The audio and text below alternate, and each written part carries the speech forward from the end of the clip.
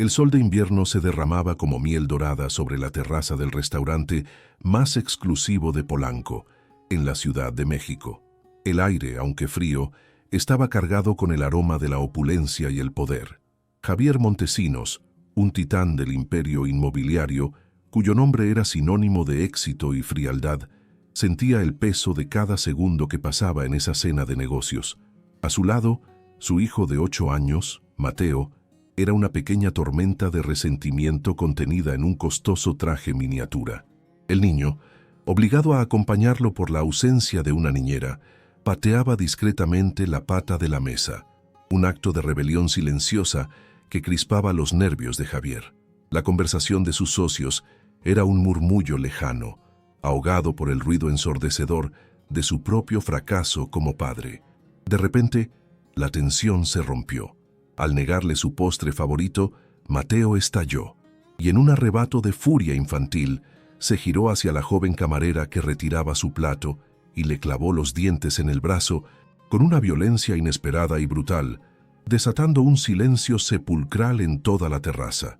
El eco del pequeño grito ahogado de la camarera pareció congelar el tiempo. Por un instante, solo se escuchó el lejano murmullo del tráfico de la ciudad, un mundo ajeno a la burbuja de lujo que acababa de estallar. Cada mirada en la terraza se clavó en la escena: el niño desafiante, la joven con el brazo marcado y el millonario paralizado por la vergüenza. Si esta historia ya te ha atrapado, si sientes la tensión en el aire, te pido que nos regales un me gusta y te suscribas a nuestro canal.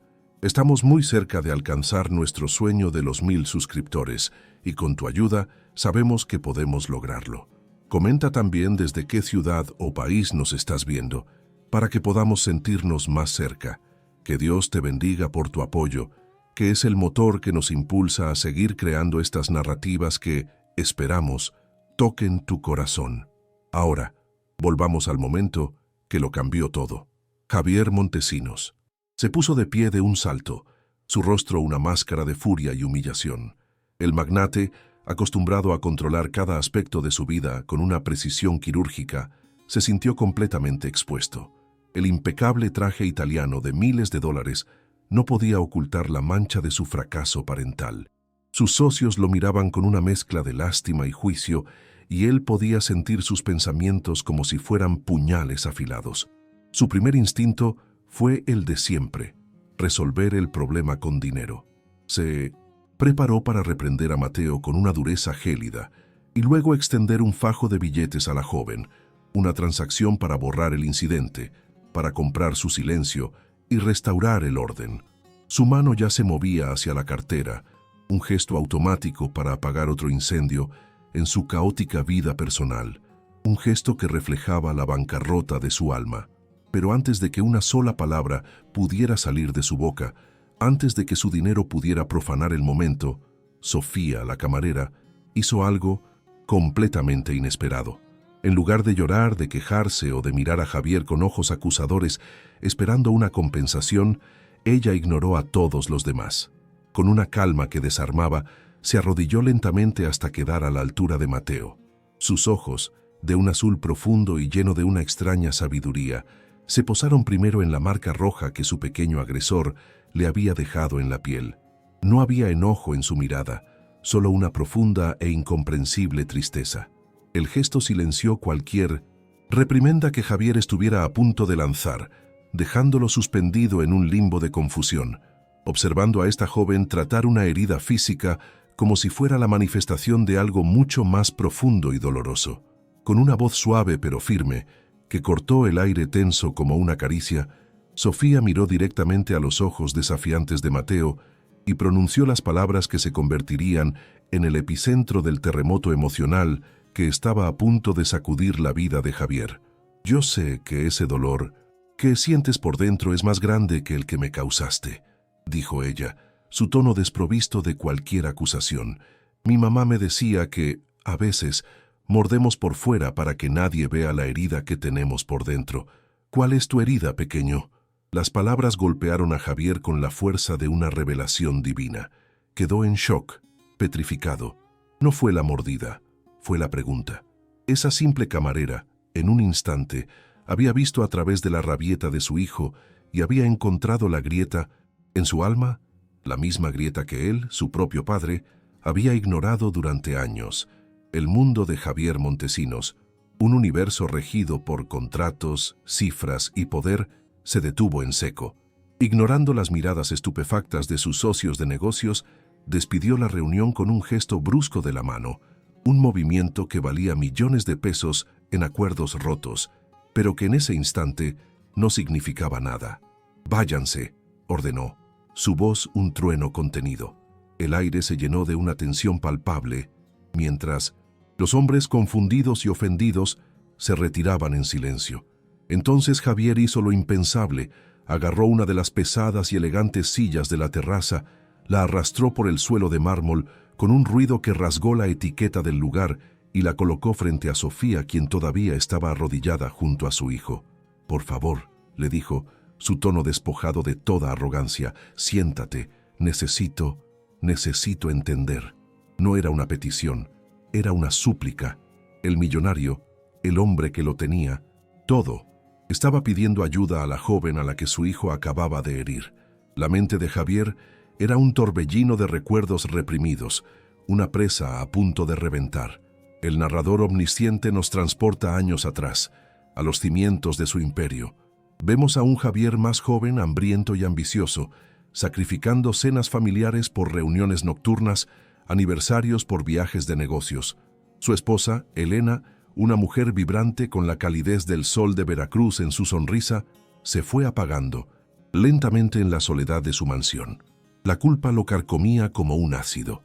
Recordaba la promesa que le hizo en su lecho de muerte, la de cuidar a Mateo, la de darle todo el amor que él no supo darle a ella. Pero esa promesa se había convertido en un eco hueco, ahogado por el ruido de su éxito. Había construido un rascacielos de riqueza sobre los escombros de su propia familia, y ahora vivía en el penthouse de la soledad. Mateo, por su parte, era el habitante silencioso de ese imperio de Minzy. Tristeza. Después de la muerte de su madre, el color pareció drenarse de su mundo. El niño que reía a carcajadas y pintaba soles con dedos manchados de alegría se había convertido en una sombra que deambulaba por pasillos demasiado grandes y vacíos. Sus rabietas no eran malcriadez, como su padre creía, sino el lenguaje fracturado de su dolor, un grito de auxilio en un idioma que nadie en su vida se molestaba en aprender. Su habitación, impecable y llena de los juguetes más caros que el dinero podía comprar, parecía más un museo que el cuarto de un niño. Cada objeto era un testimonio del intento fallido de su padre de sustituir presencia con presentes, de llenar un agujero en el corazón con cosas materiales. Mientras tanto, a kilómetros de distancia de esa jaula dorada, en una modesta colonia popular, se encontraba el verdadero universo de Sofía. Su pequeño cuarto, en un departamento compartido, olía a esperanza y a hierbas medicinales. La vemos sentada al borde de su cama, con el teléfono pegado a la oreja, escuchando la voz débil de su madre desde un pueblo perdido en la sierra de Oaxaca. Su rostro cansado se ilumina con una sonrisa forzada, mientras le asegura que todo en la capital va de maravilla, que está comiendo bien y que pronto le enviará más dinero para el tratamiento. Cada palabra alegre era una mentira piadosa, un escudo para proteger a su madre de la dura realidad de sus jornadas dobles, de la soledad de la gran ciudad y del peso aplastante de ser el único pilar de su familia. Su cicatriz sobre la ceja, casi invisible, parecía palpitar con cada sacrificio. Al día siguiente, Javier la citó en una cafetería discreta, lejos de su mundo ostentoso. Se sentía torpe, fuera de lugar sin la armadura de su poder. Le ofreció una disculpa sincera y luego, con una vulnerabilidad que sorprendió a la propia Sofía, le propuso algo más que dinero. Un trabajo. «Quiero que cuides a Mateo», le dijo. «No como una niñera, sino como una amiga. Anoche viste algo en él, que yo llevo años sin poder ver. Te necesito». Sofía dudó. El abismo social entre ellos era tan vasto como un océano. Temía a ese mundo de apariencias y frialdad. Sin embargo, el rostro enfermo de su madre apareció en su mente, y la generosa oferta económica de Javier no era solo un sueldo, era la promesa de un mejor tratamiento, la posibilidad de la vida. Aceptó, no por el millonario, sino por el amor a su madre. Los primeros días fueron un campo de batalla silencioso. Mateo la recibió con un muro de hostilidad. Se negaba a hablarle, tiraba al suelo la comida que ella le preparaba y la miraba con un resentimiento helado. Cualquier otra persona habría renunciado, pero Sofía entendía que la ira del niño era solo la costra de una herida profunda. Así que en lugar de imponerse, simplemente estaba. Se sentaba en el suelo de su habitación mientras él jugaba en silencio. Le leía cuentos en voz alta, aunque él fingiera no escuchar, y le hablaba de su pueblo, de los chapulines y de los colores del mercado. No pedía nada a cambio, solo le ofrecía su presencia constante y paciente, un bálsamo que poco a poco comenzó a filtrarse por las grietas de la armadura del pequeño. La primera fisura en el hielo apareció una tarde gris. Mateo intentaba dibujar un caballo, pero sus trazos torpes solo producían una mancha frustrante. Estaba a punto de romper el papel cuando Sofía se sentó a su lado. «En mi pueblo», comenzó con su voz cantarina, «los abuelos dicen que los caballos no se dibujan con las manos sino con el corazón. Cierra los ojos y piensa en cómo corre, cómo siente el viento». El niño, a regañadientes, la obedeció. Cuando abrió los ojos, su lápiz se movió con una nueva soltura. El dibujo seguía siendo infantil, pero por primera vez tenía vida. Mateo no dijo gracias, pero le pasó a Sofía una galleta de su plato, un gesto minúsculo que para ella fue un tratado de paz, el primer ladrillo de un puente que comenzaba a construirse entre sus dos mundos. Sin embargo, ese puente era frágil, y el mundo de Javier estaba lleno de saboteadores. Su hermana mayor, Beatriz, una mujer cuya sonrisa nunca llegaba a sus ojos, apareció un día sin avisar.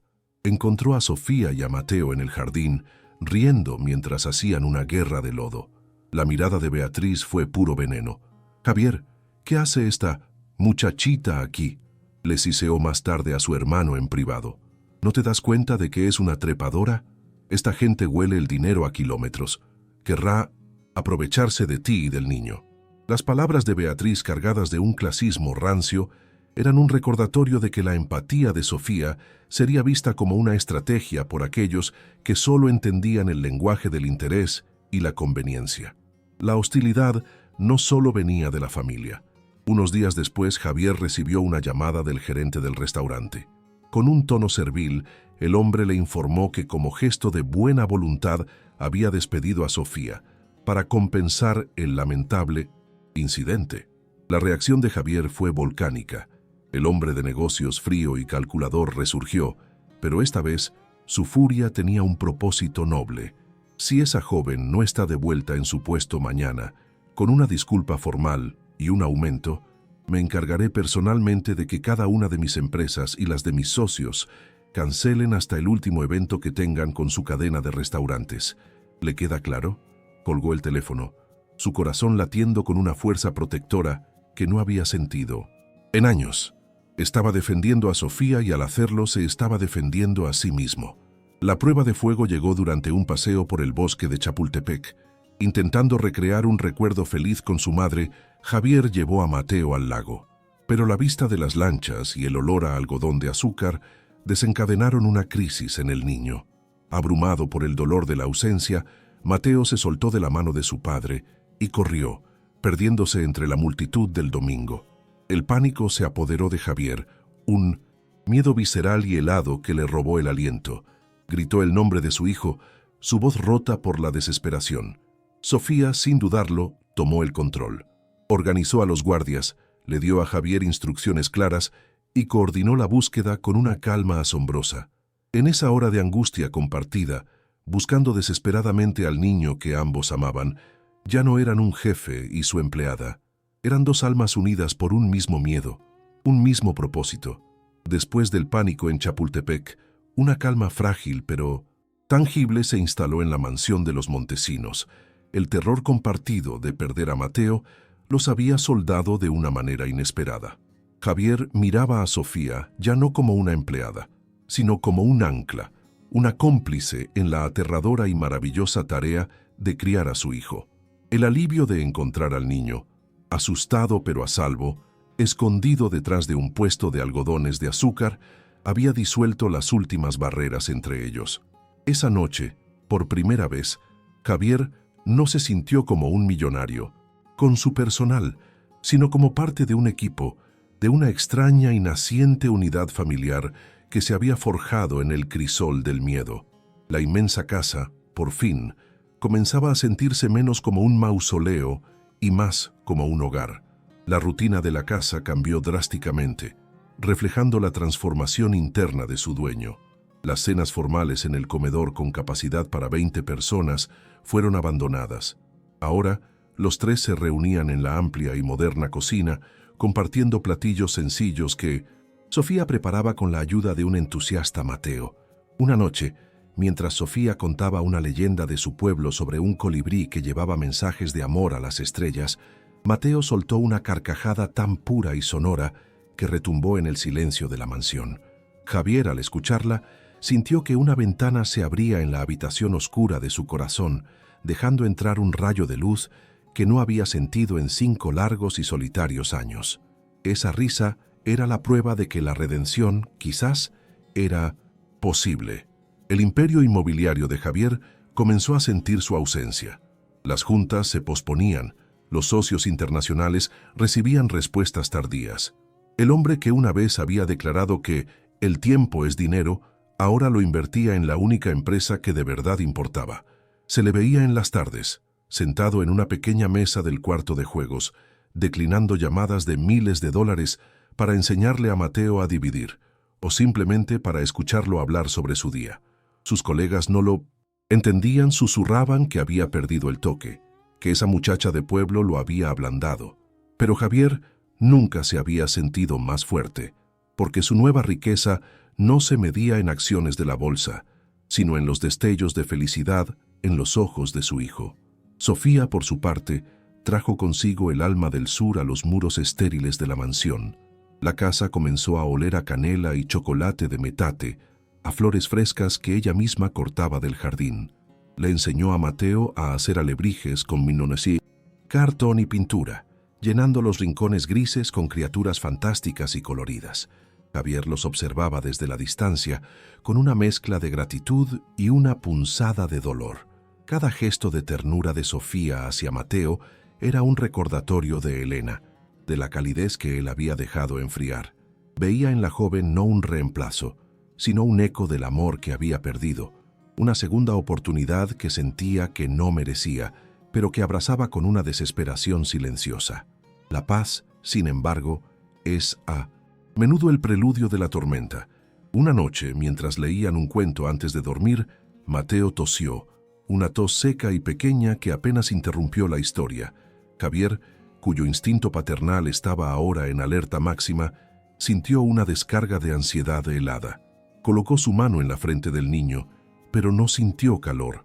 Sofía lo tranquilizó con una sonrisa, diciéndole que era solo el sereno de la noche, el frío que se colaba por las ventanas. Javier asintió, tratando de calmar el latido errático de su corazón, pero en el silencio de la noche, esa pequeña tos resonó como una advertencia, como el primer temblor que anuncia el terremoto que está por venir. La tierra tembló esa misma madrugada. Un grito agudo de Mateo despertó a toda la casa. Javier llegó a su habitación en segundos y lo encontró sentado en la cama, con los ojos desorbitados por el miedo y el cuerpo temblando violentamente. Estaba ardiendo en fiebre. El termómetro digital marcó 40 grados, un número rojo que parpadeaba, como una sirena de emergencia en la penumbra del cuarto. El caos se desató. La mansión, usualmente tan ordenada y silenciosa, se convirtió en un centro de operaciones frenético. Javier, el hombre que dirigía a miles, ladraba órdenes a su teléfono, contactando al pediatra más renombrado de la Ciudad de México, su voz teñida de un pánico que no lograba disimular. Se sentía patéticamente inútil. Mientras esperaba al doctor, intentó aplicar un paño húmedo en la frente de Mateo, pero sus manos, las mismas que firmaban contratos millonarios sin un ápice de duda, temblaban tanto que apenas podía sostenerlo. El niño, en su delirio, lo apartó con un gemido. Javier, el titán de la industria, el rey Midas de los bienes raíces, Era completamente impotente ante la invasión invisible de un virus. Por primera vez en su vida, se enfrentaba a un enemigo que no podía intimidar, negociar o comprar. Su inmensa fortuna no servía para nada contra la fragilidad de la vida de su hijo, y esa verdad lo dejó desnudo y aterrorizado. El doctor llegó, un hombre eficiente y de pocas palabras, cuyo maletín de cuero parecía tan caro como su consulta. Su diagnóstico fue rápido y clínico: una infección viral agresiva, común pero peligrosa en niños. Hay que vigilar la fiebre, mantenerlo hidratado. Las próximas 24 horas son cruciales, dijo con una calma profesional que a Javier le pareció casi insultante. Cada palabra era un martillazo en su pecho. El médico se fue, dejando tras de sí un silencio tenso, cargado con el olor a antiséptico y el peso de la incertidumbre. La noche se estiró, convirtiéndose en una vigilia interminable, marcada solo por el tic-tac del reloj y la respiración agitada del pequeño Mateo. Javier no se movió del lado de la cama. Observaba cada movimiento de su hijo, cada murmullo febril. El narrador nos sumerge en la mente del niño, un paisaje confuso de sueños rotos y miedos.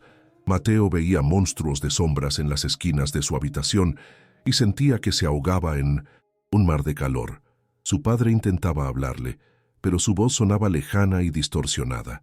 La única realidad tangible era el dolor en su cuerpo y una sensación abrumadora de abandono, la misma que sentía desde que su mamá se había ido. En su mente febril, la enfermedad y la orfandad se entrelazaron en una sola y aterradora pesadilla. Y entonces, en medio de un balbuceo incoherente, una palabra emergió con una claridad devastadora: mamá. El grito no fue fuerte, fue un lamento, un susurro roto, que atravesó el corazón de Javier como una estaca de hielo. Era la invocación de un fantasma, el llamado a la única persona que podría traer consuelo a ese infierno de fiebre y dolor. Mateo repitió el llamado una y otra vez, con los ojos cerrados, buscando en la oscuridad a la mujer que nunca volvería.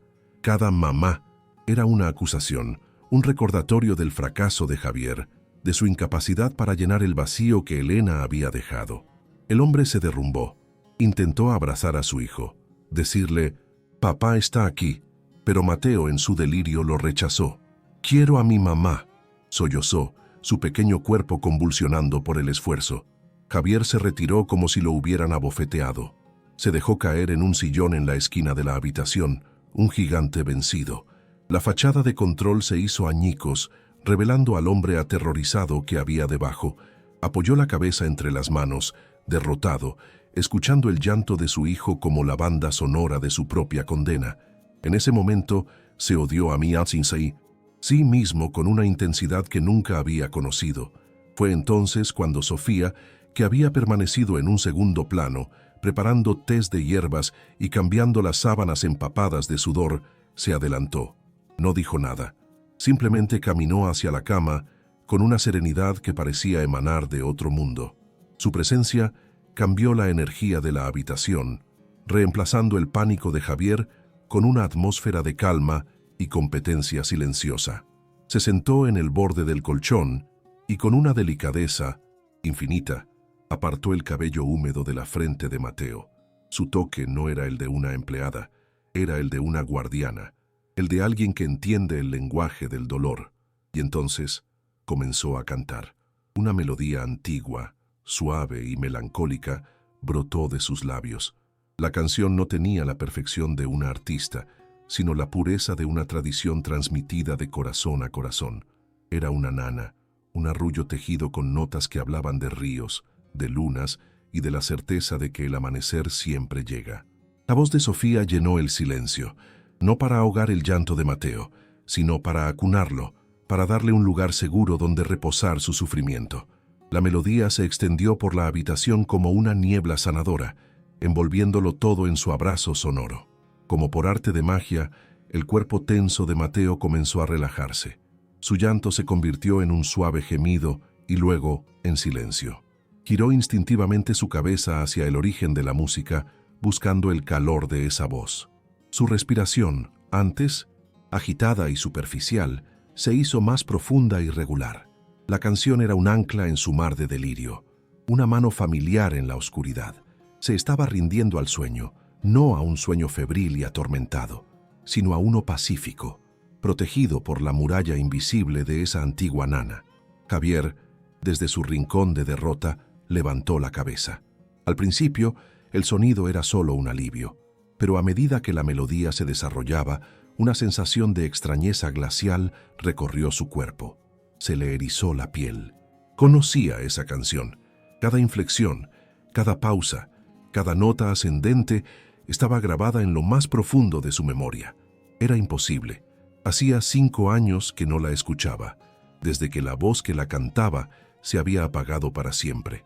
Era la canción de Elena. La escena se superpuso en su mente con una claridad brutal. Un recuerdo que había mantenido bajo llave ahora derribaba la puerta. Se vio a sí mismo, años más joven, en esa misma habitación, observando a Elena mecer a un Mateo bebé en sus brazos. Ella le cantaba esa misma nana, su voz llena de la dulzura y la calidez de su tierra, Veracruz. Es una canción de mi abuela, le había explicado ella una vez, para espantar las penas del corazón.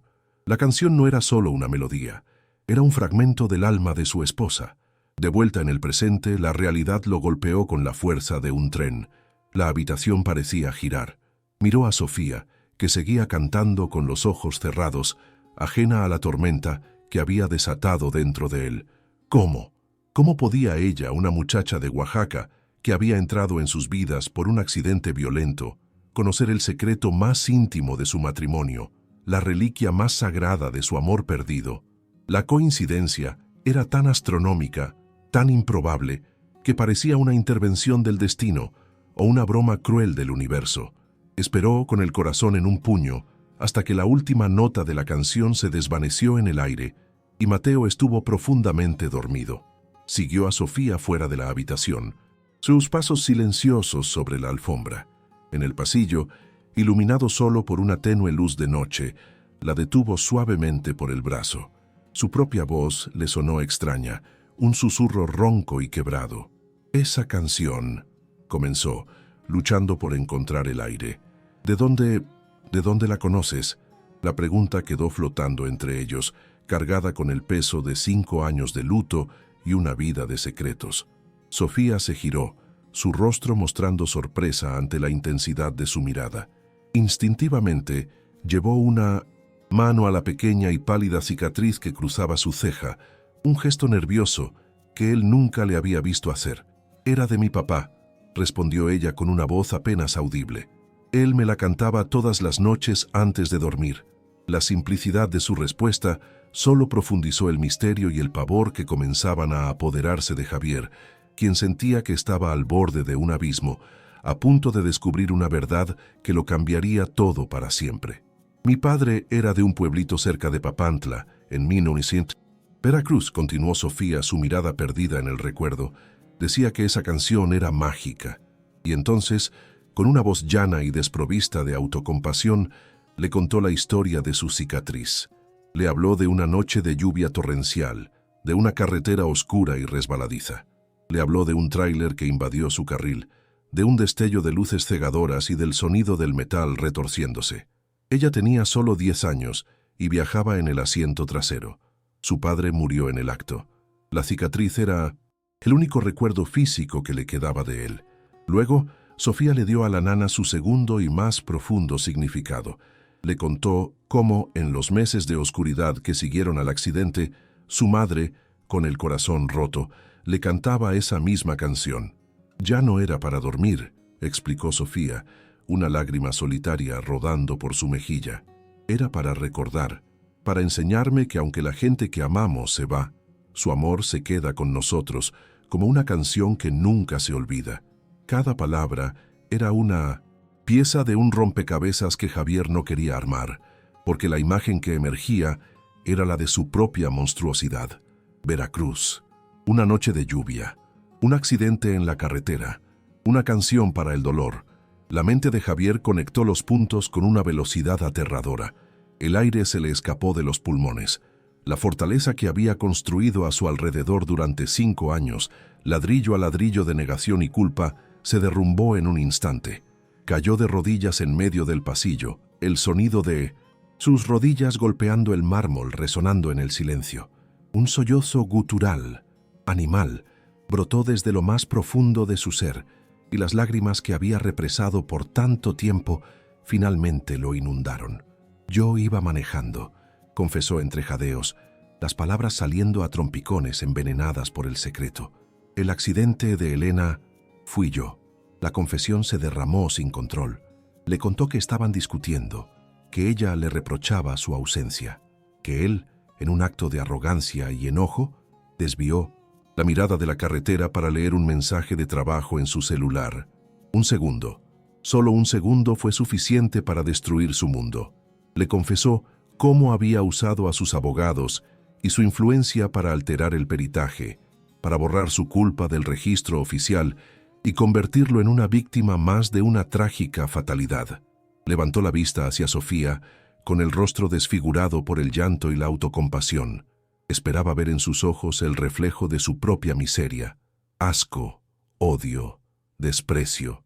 Le había confesado su pecado más oscuro a la única persona que había traído luz a su vida y a la de su hijo. Estaba preparado para que ella se fuera, para que lo dejara solo en las ruinas de su confesión, para ser juzgado y condenado como merecía. Se sentía como un criminal al descubierto, esperando la inevitable sentencia que finalmente le daría el castigo que había estado evitando durante 5 largos años. Pero en la mirada de Sofía no había juicio. En su lugar había una compasión tan profunda, tan abrumadora, que era casi dolorosa de contemplar.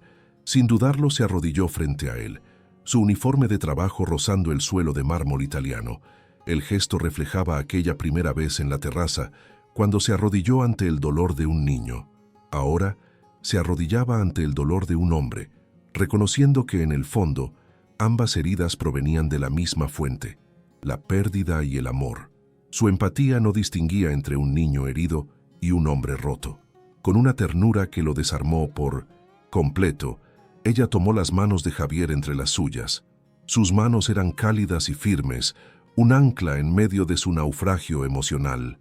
Él esperaba palabras de consuelo vacías, un «no fue tu culpa» que sonaría a mentira. Pero Sofía no le ofreció absolución fácil. Le ofreció algo mucho más valioso, mucho más difícil. Le ofreció la verdad, una verdad que no lo excusaba, pero que le permitía la posibilidad de sanar. Su silencio, en ese momento, fue más elocuente que cualquier discurso. «Javier», dijo finalmente, su voz firme y clara, cortando a través de su tormenta de sollozos. «La culpa es un veneno que solo daña al que lo bebe. Es un cuarto oscuro en el que te encerraste tú solo. No puedes cambiar lo que pasó esa noche».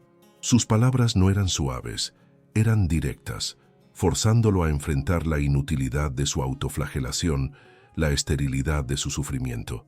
No le estaba dando una salida fácil, le estaba mostrando la puerta, pero le estaba dejando claro que solo él podía tener la valentía de cruzarla.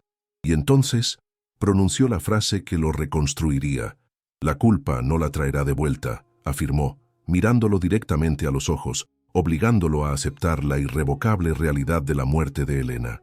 «Pero el amor sí puede sanar a los que quedaron. Mateo te necesita. Elena no querría esta vida para ti, esta vida de un fantasma que habita entre los vivos. Ella querría que vivieras, que amaras, que perdonaras, que te perdonaras a ti mismo». Cada palabra era una llave, abriendo las cerraduras de la prisión que él mismo había construido. Ese fue el momento de la catarsis. El perdón del que hablaba Sofía no era olvidar, era elegir. Era elegir la vida sobre el luto perpetuo. Era elegir el futuro de su hijo sobre la prisión de su pasado. Era, finalmente, honrar a Elena no con lágrimas de culpa, sino con actos de amor hacia el hijo que ambos crearon. La carga que había llevado sobre sus hombros durante 5 años, un peso que lo había encorvado y amargado, se desvaneció no de repente, sino como el hielo que se derrite bajo el primer sol de la primavera. Lloró de nuevo, pero estas ya no eran las lágrimas ásperas de la culpa. Eran lágrimas de liberación, de una tristeza limpia y pura. Por primera vez, Estaba llorando la pérdida de su esposa, y no la magnitud de su error. Estaba de luto por la mujer que amaba, permitiéndose sentir el dolor sin el filtro distorsionador de la vergüenza. En el suelo de ese pasillo frío, Javier Montesinos, finalmente, comenzó a sanar, sostenido por la improbable gracia de una joven con una cicatriz en la frente y una vieja canción en el alma. El magnate que había entrado en esa habitación hacía unas horas había muerto. El hombre que se puso de pie, con la ayuda de Sofía, era diferente, era más ligero. Estaba roto, sí, pero las grietas ahora estaban llenas de una luz de humildad y posibilidad. El narrador nos dice que en ese preciso instante, Javier entendió que el verdadero poder no residía en su capacidad para construir edificios, sino en su capacidad para reconstruirse a sí mismo desde los cimientos de su propia devastación. Permanecieron en el pasillo, en un silencio que ya no era incómodo ni pesado, sino lleno de una profunda comprensión. Dos extraños, unidos por la misma tragedia desde diferentes extremos, conectados por una canción que había viajado a través de generaciones para encontrarlos en ese pasillo y ofrecerles a ambos una forma de redención. El futuro era incierto, pero por primera vez en mucho tiempo, para Javier, el futuro ya no parecía una condena, sino una página en blanco esperando ser escrita con una nueva tinta, la de la esperanza. ¿Te está gustando esta historia? Deja un like y suscríbete al canal. Muchas personas no dejan el like y eso nos entristece mucho. Contamos con su ayuda. Ahora continuamos con el vídeo. Los días que siguieron a la confesión de Javier no fueron de oscuridad, sino de una claridad deslumbrante. El hombre que había construido su identidad sobre la base del control y la acumulación comenzó a desmantelar su propia leyenda con una determinación feroz. El mundo financiero de México se tambaleó cuando Javier Montesinos, el tiburón, empezó a vender partes significativas de su imperio. Liquidó proyectos, delegó responsabilidades y renunció a juntas directivas. Cada venta era un acto de liberación. Cada contrato rescindido era un grillete menos. Sus socios pensaron que había perdido la cabeza, pero la verdad era que, por primera vez, la estaba encontrando. Estaba cambiando su riqueza por tiempo, su poder por presencia, canjeando los planos de futuros rascacielos por la oportunidad de construir un futuro sólido con su hijo. En honor a la mujer cuya memoria lo había perseguido y finalmente, redimido, creó la Fundación Elena Cruz. No fue un gesto de caridad para limpiar su conciencia, sino un compromiso activo y apasionado. La fundación se dedicó a proveer ayuda médica y becas educativas a familias de escasos recursos en las zonas rurales de Veracruz y Oaxaca, los dos estados que habían marcado su historia, y en un acto que silenció a todos los que alguna vez habían dudado de sus intenciones, nombró a Sofía García como directora ejecutiva del proyecto. Su primera acción como presidente de la fundación fue trasladar a la madre de Sofía a la Ciudad de México, ingresándola en el mejor hospital oncológico del país. Ya no era su empleada, era su socia en la misión de transformar el dolor en oportunidad. La mansión de Polanco, antes un palacio frío y silencioso, se llenó de vida. El narrador nos pinta una última escena, un domingo por la tarde en el mismo parque de Chapultepec que había sido testigo de su pánico. El sol brilla y el aire está lleno del sonido de la risa de Mateo. Los tres están intentando volar un papalote con forma de águila. Javier, torpemente, corre por el césped, mientras Mateo le da instrucciones a gritos y Sofía los anima desde una manta de picnic. No son una pareja en el sentido romántico tradicional, ni una familia convencional, sino algo mucho más resiliente. Son sobrevivientes que han elegido construir algo nuevo a partir de sus piezas rotas, una trinidad unida no por la sangre, sino por la elección diaria de cuidarse, perdonarse y amarse. 2 años después, el epílogo nos transporta a un pueblo soleado y polvoriento en la Sierra de Oaxaca. Se inaugura el primer centro comunitario de la Fundación Elena Cruz, un edificio moderno y luminoso lleno de libros, computadoras y esperanza. Javier y Sofía, de pie uno al lado del otro, observan la escena con una emoción serena. Mateo, Ahora con 10 años, ya no es el niño roto del principio. Es un preadolescente seguro y empático. Lo vemos sentado en el suelo de la nueva biblioteca con un niño más pequeño que lucha por leer y empieza a llorar de frustración. Mateo, en un gesto que es un eco perfecto del pasado, detiene la lección.